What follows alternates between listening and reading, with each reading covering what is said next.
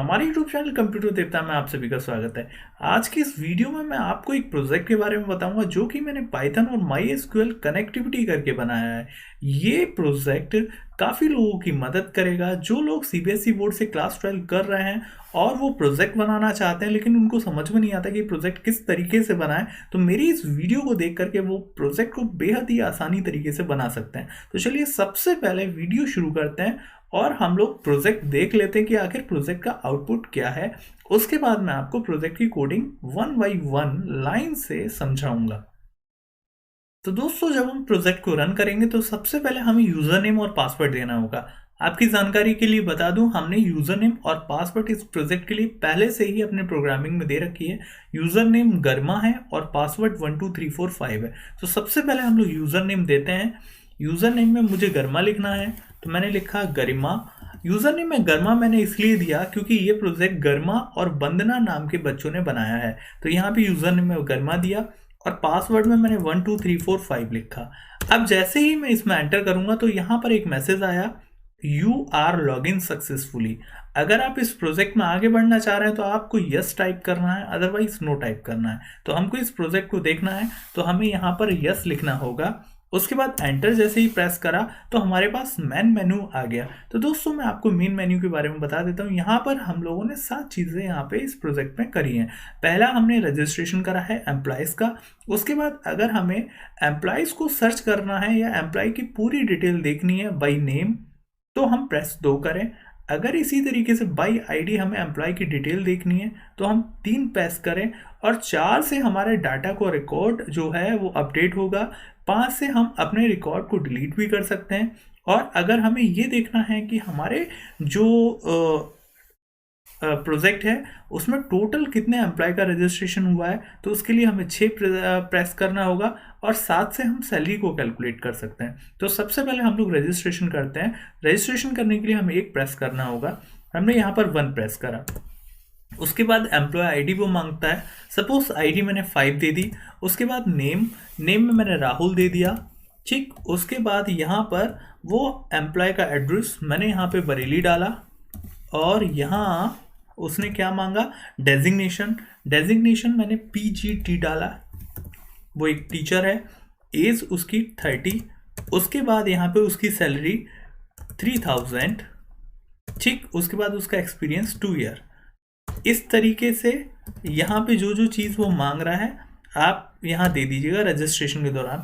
दोस्तों जब आप डेट ऑफ बर्थ डालें तो ध्यान ये रहे कि डेट ऑफ बर्थ आपको इसी फॉर्मेट में डालनी है इस प्रोजेक्ट में। तो यहाँ पे सपोज मैंने उसकी डेट ऑफ बर्थ यहाँ इसी फॉर्मेट के हिसाब से दे दी। अब दोस्तों हमारा जो डाटा है वो सेव हो गया, यानी रजिस्ट्रेशन कंप्लीट हो गया। अब अगर हमें उसका रिकॉर्ड चेक करना है, देखना है, तो हम 2 तरीके से देख सकते हैं, या तो हम नाम के हिसाब से या फिर उसके आईडी के हिसाब से। तो अगर हमें नाम के हिसाब से देखना है तो हमको 2 प्रेस करना होगा। आईडी के हिसाब से देखना है तो हमें 3 प्रेस करना होगा। तो सपोज हम आईडी के ही हिसाब से देख लेते हैं तो हमने यहाँ पे 3 प्रेस कर दिया। उसके बाद यहाँ पे 3 प्रेस करा तो वो हमसे पूछ रहा है कि अगर आपको पूरी डिटेल देखनी है तो आपको उसकी आईडी डालनी होगी और सभी एम्प्लॉयज़ का देखना है तो आपको 2 प्रेस करना होगा। अब हमें सभी एम्प्लॉय की डिटेल देखनी है तो हमने यहाँ पे 2 प्रेस कर दिया। जैसे ही हमने 2 प्रेस करा तो हमारे पास पूरी लिस्ट खुलकर आ गई कि भैया आपने अपने प्रोजेक्ट में इन तीनों लोगों का रजिस्ट्रेशन जो है वो कर दिया है। ठीक है, तो दोस्तों इसी तरीके से आप क्या काम कर सकते हैं, यहाँ पे आप रिकॉर्ड को अपडेट कर सकते हैं, डिलीट कर सकते हैं, सारे एम्प्लॉय की लिस्ट देख सकते हैं, सैलरी कैलकुलेट कर सकते हैं। तो यहाँ सबसे पहले मैं यहाँ आपको सारे एम्प्लॉय की लिस्ट दिखा देता हूँ। तो उसके लिए मुझे यहाँ पे क्या प्रेस करना होगा, यहाँ पे मुझे 6 प्रेस करना होगा। तो यहाँ पे दोस्तों मैं 6 प्रेस कर देता हूँ। जैसे ही 6 प्रेस कर दिया तो मेरे सामने सारे एम्प्लॉय की लिस्ट आ गई कि यहाँ पर जो जो आपके डाटाबेस में जो स्टोर हैं वो ये रहे। तो दोस्तों इस तरीके से ये प्रोजेक्ट के सारे फंक्शंस काम करेंगे। मैं टाइम को सेव करते हुए अब अपने प्रोजेक्ट के आउटपुट को यहीं रोकता हूँ और आपको इसकी कोडिंग सिखाता हूँ। तो दोस्तों ये हमारे पूरे प्रोजेक्ट की कोडिंग है। मैं आपको एक एक लाइन करके अपने पूरे प्रोजेक्ट समझाऊंगा और मुझे उम्मीद है कि इस वीडियो को देखने के बाद आप खुद भी एक प्रोजेक्ट बना सकते हो। तो चलिए हम लोग शुरुआत करते हैं। कुछ चीज़ें मैं आपको बता दूं कि यहाँ पर आप जो रेड रेड वाला टेक्स्ट देख रहे हो ये एज अ कमेंट है, यानी हमने इनको कमेंट बनाया है आपको दिखाने के लिए, आपको समझाने के लिए। ये आउटपुट की स्क्रीन पर शो नहीं होगा। तो हम सबसे पहले अपना मेन फंक्शन दिखा देते हैं। दोस्तों हमने इस प्रोजेक्ट को फंक्शनों के अकॉर्डिंग बनाया है, यानी हमने इसमें फंक्शंस बनाए हैं, जहां जहां जरूरत हुई उन फंक्शंस को कॉल कर दिया है। तो इस तरीके से हमारा प्रोजेक्ट बहुत ही बढ़िया, बहुत ही सिस्टमेटिक ढंग से कंप्लीट हुआ है। तो यहाँ पर हमारा मेन फंक्शन सिर्फ इतना है। मेन फंक्शन में हमने सबसे पहले नेम और पासवर्ड इनपुट कराए हैं, और उसके बाद हमने लॉग नाम के फंक्शन में नेम और पासवर्ड को पास करा दिया है। तो चलिए, जब हम सबसे पहले अपने प्रोजेक्ट को रन कराते हैं तो यहाँ पर सबसे पहले वो हमसे यूज़र नेम और पासवर्ड मांगता है। तो दोस्तों मेन फंक्शन में ही हमारा यूज़र नेम और पासवर्ड की एंट्री हुई है। उसके बाद लॉग नाम का फंक्शन कॉल हुआ है। अब जैसे ही हम लोग मेन फंक्शन में आएंगे तो सबसे पहले लॉग नाम का फंक्शन कॉल होगा। अब हम आपको लॉग नाम का फंक्शन दिखाते हैं। तो यहाँ ये सारे के सारे जो हैं हमने फंक्शंस को अपना डिफाइन कर रखा है। अब बात सबसे पहले कर लेते हैं, फंक्शन तो चलो हम कर लेंगे, लेकिन आखिर माई एसक्यूएल की अपने पाइथन के प्रोग्राम से कनेक्टिविटी कैसे करेंगे। ठीक, तो ये हम आपको बताते हैं। हमने पहली लाइन में क्या काम करा है, प्रिटी टेबल को हमने क्या काम करा, प्रिटी टेबल नाम के पैकेज को हमने इंपोर्ट करा है। दोस्तों अब आप लोगों के माइंड में ये आ रहा होगा कि प्रिटी टेबल क्या होती है। जब आपने आउटपुट स्क्रीन पर देखा कि हमारा रिकॉर्ड जो है वो एज अ टेबलर यानी टेबल के फॉर्म में शो हो रहा है, तो दोस्तों ये सिर्फ और सिर्फ प्रिटी टेबल की ही वजह से शो हुआ। अदरवाइज हमारा डेटा टेबल के रूप में शो नहीं होता। प्रिटी टेबल की ही मदद से हमारा पूरा डेटा टेबल के रूप में शो हुआ। अब बात ये आती कि बहुत सौ के माइंड में ये होगा कि प्रिटी टेबल क्या हम यूज़ कर सकते हैं। दोस्तों प्रिटी टेबल यूज़ करने के लिए आपको प्रिटी टेबल इंस्टॉल करना होगा। अब इंस्टॉल कैसे करते हैं, इंस्टॉल करने के लिए आपको सबसे पहले अपना कमांड प्रॉम्प्ट ओपन करना होगा, और जो आपकी स्क्रीन पर जो क्वेरी दिख रही है सेम एज दिस क्वेरी लिख करके एंटर प्रेस कर देना है, और आपका प्रिटी टेबल कुछ ही मिनट में इंस्टॉल हो जाएगा। तो दोस्तों प्रिटी टेबल इंस्टॉल करने के बाद आपको इस प्रोजेक्ट रन करने के लिए माई एसक्यूएल कनेक्टर यानी कनेक्टर को भी इंस्टॉल करना बहुत ज़रूरी है। कनेक्टर के इंस्टॉल करने के ही बाद ही आपका एसक्यूएल से कनेक्शन एस्टेब्लिश हो पाएगा। प्रिटी टेबल और माई एसक्यूएल कनेक्टर दोनों आपको इंस्टॉल करने हैं। तो चलिए सबसे पहले हमने क्या काम करा, इस वाली लाइन से हमने प्रिटी टेबल पैकेज को अपने पाइथन प्रोग्राम में क्या काम करा, इंपोर्ट करा लिया। उसके बाद हमने कनेक्टर पैकेज को भी इंपोर्ट कराया। तो दोस्तों अगर आपको प्रिटी टेबल यूज करनी है तो आपको ये लाइन लिखनी है। अगर आप प्रिटी टेबल यूज नहीं कर रहे हैं तो इस लाइन को आप हटा सकते हैं। उसके बाद ये लाइन आपको लिखनी है। क्यों? क्योंकि ये लाइन से आपका माई एसक्यूएल का जो कनेक्टर का पैकेज है वो इंपोर्ट होगा। अगर आप ये लाइन नहीं लिखेंगे तो फिर आपका कनेक्शन एस्टेब्लिश ही नहीं होगा। उसके बाद दोस्तों इस लाइन से हमारा प्रॉपर तरीके से कनेक्शन होता है। यहाँ पर आपको कौन यानी कोई भी कनेक्शन का ऑब्जेक्ट आप अपने हिसाब से ले सकते हैं। यहाँ पे मैंने कौन नाम से लिया है, तो यहाँ आप ABCD कोई भी वेरिएबल ले सकते हैं। तो ये हमारा कनेक्शन ऑब्जेक्ट होगा, और आपको ये पूरी लाइन एज अ दिस लिखनी है, mysql.connector.connect। उसके बाद होस्ट, यहाँ पे 4 चीज़ें, ठीक है। कौन कौन सी? होस्ट में आप लोकल होस्ट लिखेंगे, यूज़र में आपका कोई भी यूज़र हो वो लिखेंगे, पासवर्ड में आप अपने एसक्यूएल का पासवर्ड लिखेंगे, और लास्ट में एक और इसके होती है, वो होता है डाटाबेस। वो ऑप्शनल है, आप चाहे लिखें या ना लिखें, ठीक है। आप यहाँ पे डाटाबेस भी लिख सकते हैं जो आप डाटाबेस कनेक्शन में यूज़ करेंगे। तो यहाँ पर मैंने 3 चीज़ें लिखी हैं क्योंकि डाटाबेस मैंने नीचे ही क्रिएट करा है और नीचे ही मैंने उसको यूज़ कर दिया है। तो यहाँ पे ध्यान ये रहे, ये जो पासवर्ड है ये आपके एसक्यूएल का पासवर्ड है। मैंने एसक्यूएल में अपना पासवर्ड 1 2 3 4 5 सेट कर रखा है। अगली लाइन पे बढ़ते हैं। अगली लाइन में मैंने क्या काम करा है, मैंने कर्सर फंक्शन का यूज़ करा है। दोस्तों कर्सर फंक्शन ही हमारे लिए, यानी जब हम एसक्यूएल में काम करते हैं तो टेबल में काम होता है, और वो टेबल में रो और रो का बड़ा सीन होता है। तो रो बाई रो की जो प्रोसेसिंग होती है वो किसके द्वारा होती है, वो कर्सर फंक्शन के ही द्वारा होती है। तो इसके लिए हमें इसका एक ऑब्जेक्ट भी बनाना होता है। तो यहाँ पर CUR नाम का मैंने कर्सर का ऑब्जेक्ट बनाया है, और बाकी यहाँ पे कनेक्शन का ऑब्जेक्ट है, उसके बाद कर्सर फंक्शन है। तो दोस्तों ये भी काम आपको करना बहुत ज़रूरी है। अब बात ये करते हैं कि आखिर हम डाटाबेस को कैसे क्रिएट करते हैं। तो दोस्तों अगर आपको याद हो, डाटाबेस क्रिएट करने के लिए आप लिखते थे क्रिएट डाटाबेस, उसके बाद डाटाबेस का नाम। तो सेम वही तो क्वेरी हमने यहाँ पे MySQL में पाइथन में यूज़ करी है। तो यहाँ पे कर डॉट एग्जीक्यूट, कर दोस्तों हमारे कर्सर का ऑब्जेक्ट है, और एग्जीक्यूट हमारा एक फंक्शन है। एग्जीक्यूट जो फंक्शन है वो SQL की क्वेरी पाइथन में एग्जीक्यूट करेगा। तो यहाँ पर दोस्तों हमने यही लिखा है कि क्रिएट डाटाबेस और एम्प्लॉय, और यहाँ पे मैंने लिख दिया है if not exist. If not exist मैंने इसलिए लिखा है कि अगर हमारे डेटाबेस में एम्प्लॉय नाम का कोई डेटाबेस नहीं बना हो तब तो ये क्रिएट हो जाए।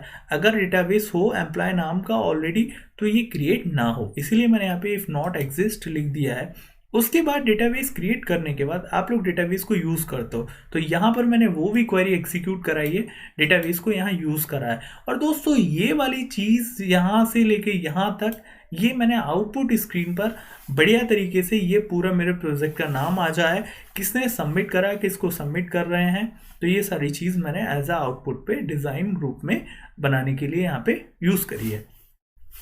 अब दोस्तों हम एक एक करके फंक्शन के बारे में बात करते हैं। तो हमने आपको बताया मेन फंक्शन जब एग्जीक्यूट होगा तो सबसे पहले लॉग नाम का फंक्शन हमारा कॉल होगा। तो यहाँ पे दोस्तों लॉग नाम के फंक्शन की डेफिनेशन दे रखी है, लॉग df लॉग, उसके बाद नेम और पासवर्ड जो है वो नीचे से यानी मेन फंक्शन से क्या होंगे, पैरीमीटर एज अ पैरीमीटर पास हो रहे हैं। तो यहाँ पे नेम में नेम आ जाएगा और पासवर्ड में नीचे से पासवर्ड आ जाएगा। तो दोस्तों जैसा मैंने आपको प्रोजेक्ट बताने के शुरू में ही बता दिया था कि मैंने यूज़र नेम और पासवर्ड पहले से ही सेट कर रखा है। यूज़र नेम गर्मा है और पासवर्ड 12345 है। तो यहाँ पर हम चेक करा लेते हैं कि अगर जो भी यूज़र ने रन टाइम पर जो नाम डाला है वो अगर गर्मा है और पासवर्ड अगर 12345 है तो हमारा प्रिंट हो जाएगा लॉगिन सक्सेसफुली। अदरवाइज ये तो इफ में है, अदरवाइज क्या प्रिंट हो जाएगा, अदरवाइज प्रिंट हो जाएगा इनकरेक्ट यूज़र और पासवर्ड। तो इफ और एल्स में मैंने ये सारी चीज़ें लगा दी हैं। अब दोस्तों जब हमारा लॉगिन सक्सेसफुली हो गया तो आपने देखा वहाँ पर एक मैसेज और आ रहा था, आप कंटिन्यू करना चाह रहे हो या नहीं कंटिन्यू करना चाह रहे हो। तो कंटिन्यू करने के लिए आपको यस टाइप करना होगा। तो यहाँ पर हमने क्या काम करा, सी में वो इनपुट करा लिया। अगर सी में वैल्यू यस है तो हमारा मेन मेन्यू खुलकर आ जाए। यहाँ पर दोस्तों मेन मेन्यू ये हमारा खुल के आ गया, ये रहा। अब यहाँ दोस्तों क्या होगा, यहाँ पे अगर 1 प्रेस करे तो रजिस्टर हो, 2 प्रेस करे तो सारी डिटेल सर्च वर्च हो जाए। तो इस तरीके से हमने क्या काम करा, हमने हर एक में इफ़ की कंडीशन लगा करके हमने हर एक में दोस्तों अपने फंक्शन को कॉल करे हैं। तो पहला फंक्शन रजिस्टर नाम का, दूसरा फंक्शन पर्सनल डिटेल नाम का, तीसरा फंक्शन ऑफिस नाम का, चौथा फंक्शन अपडेट नाम का, पांचवा डिलीट। इस तरीके से हमने अपने फंक्शन सारे बना रखे हैं। तो सबसे पहले हम लोग रजिस्टर फंक्शन के बारे में बात करते हैं कि आखिर रजिस्टर फंक्शन में क्या प्रोग्रामिंग है। अगर यूज़र 1 प्रेस करेगा तो क्या होगा, रजिस्ट्रेशन का काम होगा। और हाँ दोस्तों एक चीज़ और मैं आपको बता दूं कि अगर आप इसकी कोडिंग चाहते हैं तो प्लीज़ आप कमेंट में अपनी मेल आईडी ज़रूर दें, हम आपको इसकी कोडिंग प्रोवाइड करेंगे। तो यहाँ पर क्या होगा, यहाँ सबसे पहले हम रजिस्टर फंक्शन को समझते हैं। तो दोस्तों यहाँ पर इसके नीचे हमारा रजिस्टर फंक्शन है। तो रजिस्टर फंक्शन में यहाँ हमने डिफाइन करा है, सबसे पहले जब आपने रजिस्ट्रेशन के लिए 1 प्रेस करा था तो उसने हमसे कुछ डिटेल इनपुट कराई थी। तो वो सारी डिटेल ये रही, ये सारी डिटेल हमने यहाँ से इनपुट कर दी यहाँ तक, ठीक है। यहाँ पे DOB लास्ट में था अगर आपको याद हो। तो ये सारी चीज़ यहाँ तक की कोडिंग में हमने ये सारी चीज़ें इनपुट करा दी। अब दोस्तों यहाँ पे बात ये आ रही है कि ये जो पाइथन में जो हमने डेटा इनपुट कराया है वो SQL तक कैसे पहुँचे। तो इसी को तो कनेक्टिविटी बोलते हैं दोस्तों। कनेक्टिविटी का मतलब ये है कि पाइथन के थ्रू अपना डेटा SQL तक पहुँचाना। और डेटा को रिट्रीव भी करना, यानी अगर हमें एसक्यूएल से कुछ डेटा हमें पाइथन के प्रोग्राम में चाहिए तो हम उसको कैसे रिट्रीव करेंगे, इसी को दोस्त कनेक्टिविटी बोलते हैं। तो यहाँ पर अब हमने डेटा अपना पाइथन में इनपुट करा लिया, अब हम माई एसक्यूएल में उसको भेजेंगे। तो कैसे भेजें, यहाँ पर हमने डेटा वन में सबके जो वेरिएबल के नाम हैं जिन जिन में हमने डेटा को स्टोर कराया है वो सारे हमने लिख लिए। तो ये एज अ टपल में लिखे हैं दोस्तों। उसके बाद हमने यहाँ पे फिर से कर्सर यूज़ करा है। अब हमने एक एग्जीक्यूट करी है query create table if not exist register. अब दोस्त यहाँ पे हम रजिस्टर नाम की एक टेबल बना रहे हैं, किस डेटाबेस में, एम्प्लॉय नाम के डेटाबेस के अंदर। तो रजिस्टर नाम की टेबल बनाई, उसमें ये सारे जितने भी हैं EID नेम एड्रेस ये सारे हमने लिखे। उसके बाद इनके हमने डेटा टाइप भी लिखे जैसा आप MySQL में करते हो। तो दोस्तों यहाँ पे मैं आपको ये पूरी दिखा देता हूँ। उसके बाद अब हमने टेबल क्रिएट हो गई इससे, अब हमें वैल्यू इंसर्ट करनी है। तो वैल्यू कैसे इंसर्ट करें, इंसर्ट इनटू रजिस्टर वैल्यूज, और यहाँ पर हमने दोस्तों परसेंटेज लिखा है जितने हमारे ये हैं, यानी ये हैं 1 2 3 4 5 6 7 8 9। दोस्तों यहाँ पे 9 फील्ड्स नेम है तो हमने 9% यूज़ करा है। अब हमें क्वेरी एग्जीक्यूट करानी है इंसर्ट वाली। तो उसके लिए हम लोग कर्सर का जो ऑब्जेक्ट है वो लिखेंगे, उसके बाद execute function SQL1 data one. SQL1 में ये वाली सारी चीज़ हैं, उसके बाद डेटा वन में हमारी ये वाली चीज़ है। ठीक है, तो इस तरीके से हम अपने डेटा को इंसर्ट कराएंगे। और दोस्त फिर उसके बाद कॉमिट नाम का फंक्शन ज़रूर हम एग्जीक्यूट करेंगे। अब देखिएगा कॉमिट नाम का फंक्शन क्या काम करेगा, जब भी आप टेबल में कोई भी अपडेट करें या फिर कुछ भी चेंजेस करें, तो जब तक आप कॉमिट नाम का फंक्शन नहीं यूज़ करेंगे तब तक हमारे डेटाबेस में चेंजेस नहीं होंगे। तो यहाँ पर कॉमिट नाम का फंक्शन डेटाबेस को चेंज या फिर अपडेट करने के लिए यूज़ होता है। ठीक है, तो मोस्टली इसको इंसर्ट क्वेरी या फिर अपडेट क्वेरी इनमें यूज़ करने के बाद हम लोग कॉमिट फंक्शन का यूज़ करते हैं। तो दोस्तों इस तरीके से हमारा पहला फंक्शन रजिस्टर्ड सक्सेसफुली कंप्लीट हो गया। अब सपोज अगर हमको क्या काम करना है, हमको पूरी डिटेल देखनी है एम्प्लॉयज़ की, तो उसके लिए दोस्तों हमें टू प्रेस करना होगा। तो यहाँ पर उसकी कोडिंग है। अब देखो पहले वाले फंक्शन में हमने क्या काम करा, पाइथन से अपना डेटा SQL डेटाबेस में भेजा। अब दूसरे वाले फंक्शन में हम डेटा को रिट्रीव कर रहे हैं, हम नाम के द्वारा, यानी हम एक नाम लिखेंगे, यहाँ पे एम्प्लॉय का नाम लिखेंगे। उसके बाद हमें उसी एम्प्लॉय का जिसका हमने नाम डाला है पूरा डेटा फैच होकर SQL से हमारे पाइथन की स्क्रीन पर आउटपुट पर दिख जाएगा। तो दोस्तों उसके लिए हम यहाँ पे कोडिंग आपको दिखाते हैं। तो यहाँ हमने डेफ पर्सनल डिटेल नाम से क्या काम करा, फंक्शन अपना डिफाइन करा है। सबसे पहले हमने यहाँ प्रिंट कराया कि भैया आप यहाँ पे एम्प्लॉय की डिटेल दो हमें, जिसकी आपको सर्च करनी है नेम के अकॉर्डिंग, यानी नेम उसने जो है प्रेस 1 से करवाया है, और प्रेस 2 अगर वो करेगा तो जितने भी एम्प्लॉय हैं उनकी डिटेल वो दिखा देगा। ठीक है, तो सबसे पहले हमने DC में दोस्तों हमने क्या काम करा, चॉइस को इनपुट कराया, यानी 1 दबाता है या 2 दबाता है। अगर उसे किसी पर्टिकुलर व्यक्ति की चाहिए रिपोर्ट तो वो 1 प्रेस करे, और अगर सभी की चाहिए तो वो 2 प्रेस करे। तो 1 प्रेस करता है तो क्या होता है, सबसे पहले नेम वो इनपुट कराए, नेम के ही अकॉर्डिंग तो वो सर्च करेगा। तो सबसे पहले नेम उसने इनपुट कराया। नेम इनपुट कराने के बाद कर्सर क्वेरी एग्जीक्यूट हुई। क्योंकि दोस्तों जब भी कोई रो की बात होती है तो वो कहाँ पे रो के प्रोसेसिंग की बात होती है, तो वहाँ पे कर्सर क्वेरी ज़रूर एग्जीक्यूट होगी। तो यहाँ पे क्या होगा, यहाँ पे curs dot execute select extract from register where name equals to this. अब दोस्तों यहाँ से ये वाली जो लाइन है, ये वाली नाम से जो हमने नेम इनपुट कराया है यूज़र से, वो यहाँ पर आ जाएगा क्वेरी के एग्जीक्यूशन के टाइम पे। तो यहाँ पे हम लोग ऐसे ही यूज़ करते हैं ना, सेलेक्ट एक्सट्रैक्ट फ्रॉम रजिस्टर, यानी रजिस्टर हमारी टेबल का नाम है जहाँ पर नेम जो हो, जो इनपुट करा है वो हो। ठीक, तो इस तरीके से फेच मैनी क्या काम करेगा, जितना भी उसको रिकॉर्ड मिलेगा उससे रिलेटेड, उसको फैच कर लेगा in the form of tuple. ठीक है, तो यहाँ पे अब ये सारा फैच होकर के किस में आ गया, एल नाम के वेरिएबल में आ गया दोस्तों, फैच होकर एल नाम के वेरिएबल में आ गया। और यहाँ पर अब हमें उसको देखने के लिए क्या यूज करा, हमने प्रिटी टेबल यूज करा। तो यहाँ पे टी का कोई एक वेरिएबल ले लिया जिसमें हमने प्रिटी टेबल को यहाँ यूज करा है। उसके बाद पूरे के पूरे जितने भी हमारे जो फील्ड्स थे वो सारे फील्ड्स हमने यहाँ लिख लिए हैं। उसके बाद यहाँ पर फॉर का लूप चला दिया और यहाँ दोस्तों हमने उसको प्रिंट करा लिया और सक्सेसफुली प्रिंट हो जाएगा। ठीक है, अगर वो एक की देखना चाह रहा है तो वो 1 प्रेस करेगा, अगर वो दूसरे की देखना चाह रहा है यानी सभी एम्प्लॉय की डिटेल देखना चाह रहा है तो वो 2 प्रेस करेगा। तो दोस्तों मैंने यहाँ पर एल्स लगा दिया है, यहाँ पे मैं इफ DC इक्वल टू भी लिख सकता हूँ। ठीक है, तो यहाँ पर दोस्तों क्या हुआ, अब उसे सारे देखने हैं तो उसने क्वेरी एग्जीक्यूट कर दी सिलेक्ट एस्टिक फ्रॉम रजिस्टर।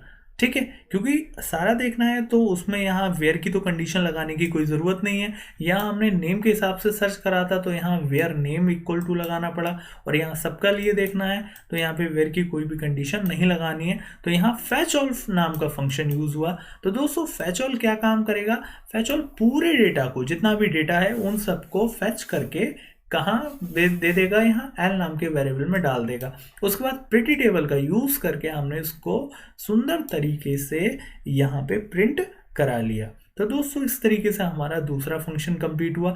तीसरे फंक्शन में भी क्या है, सेम वही काम हो रहा है, बस इसमें जो सर्चिंग हो रही है वो आईडी के हिसाब से हो रही है, उसमें नेम के हिसाब से थी, इसमें आईडी के हिसाब से है। तो देख लो दोस्तों यहाँ पर भी वही पूरी चीज़, पूरी डिक्टो वही कोडिंग है, बस यहाँ पर नेम की ऊपर नेम था और यहाँ पे क्या है, आईडी है, बाकी पूरी कोडिंग सेम है। अब इसी तरीके से अगला फंक्शन है अपडेट का। तो दोस्तों यहाँ पर हमने क्या काम करा, यहाँ पर हमने सारे जितने भी चीज़ें थी, जितनी भी उसकी फील्ड थी, उन सबको यहाँ अपडेट के लिए हमने यहाँ कोडिंग करी हुई है। तो दोस्तों आप इस तरीके से देख करके यहाँ पे मैं इसको थोड़ा सा और आगे बढ़ा देता हूँ। इस तरीके से आप देख करके दोस्तों क्या काम कर सकते हो, कोडिंग अच्छे तरीके से कर सकते हो। यहाँ हमने पूरा अपडेशन के लिए यूज़ करा है, ये काफ़ी लंबी चौड़ी है। ठीक है, उसके बाद हमने इसको एग्जीक्यूट करा, फिर कॉमिट नाम का फंक्शन यूज़ करा। अब दोस्तों अगर रिकॉर्ड को डिलीट करना है तो हमने क्या काम करा, हमने सबसे पहले उससे आईडी पूछी कि आपको किस आईडी का रिकॉर्ड डिलीट करना है। तो उसके लिए हमने एफ नाम के वेरिएबल में उसकी आईडी इनपुट करा ली। उसके बाद हमने क्या काम करा, अपनी क्वेरी को एग्जीक्यूट करा है डिलीट फ्रॉम रजिस्टर। रजिस्टर जो है वो क्या है, आपका टेबल का नाम है। तो यहाँ पे delete from register where ID equals to this. अब यहाँ इस लाइन का मतलब यह है कि जो भी यूज़र आईडी डालेगा वो कहाँ आ जाएगा, वो इस तरीके से यहाँ पे आ जाएगी। उसके बाद एग्जीक्यूट करा दी क्वेरी को, फिर हमने यहाँ पे क्या काम करा, रिकॉर्ड डिलीट का प्रिंट दे दिया। ठीक है, जितने रिकॉर्ड डिलीट होंगे वो यहाँ काउंट होकर के वो प्रिंट भी हो जाएंगे, और इस तरीके से हमने यहाँ पे लिख दिया सक्सेसफुली डिलीट रिकॉर्ड। अब अगर सपोज हमको सारे देखना है कि कितने हमारे यूज़र्स हैं, यानी कितने हमारे एम्प्लॉयज़ हैं जो हमारी कंपनी में या फिर कोई भी फॉर्म में रजिस्टर्ड हैं, तो उसके लिए हमको लिस्ट फंक्शन को एग्जीक्यूट करना है। तो दोस्तों लिस्ट फंक्शन में भी हमने कुछ नहीं करा, अपनी क्वेरी लगा दी सिलेक्ट नेम।